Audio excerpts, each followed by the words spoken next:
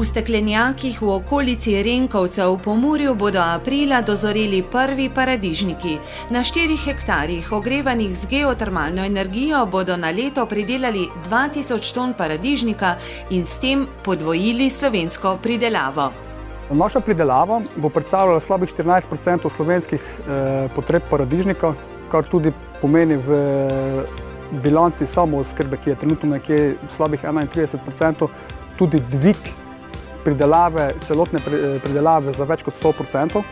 Poleg tega, da želimo to samooskrbo na nek način dvigniti in ponuditi potrošniku, slovenskemu potrošniku domači, lokalen produkt, so po naše težnje čim prej tudi biti etabliran, evidentnejši pridelovalec vrtnin v jugovzhodni regiji, se pravi na tržiščih bivše Jugoslavije, in pa tudi počasi prehajati na severnejše dele, kot so to nam bližnje države.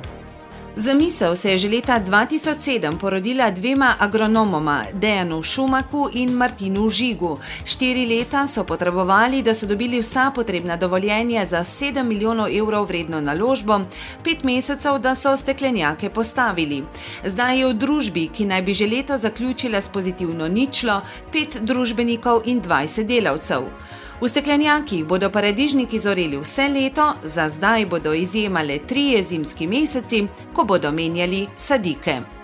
Naš način pridelave je bil tehnični oziroma biotehnološki, kar pomeni, da mi vzgajamo organsko živo snov, to pomeni paradižnik, v našem primeru vrtnino, v organski snovi, mešanici kokosa in pa šote.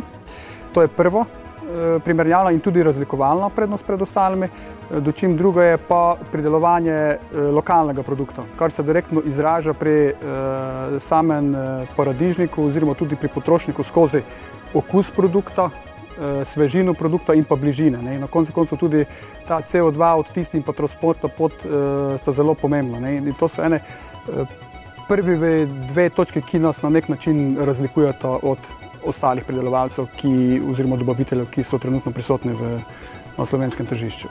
V Paradajzu upajo, da bo boljša kakovost paradižnika po primerljivi ceni za kupce dovolj velik segment.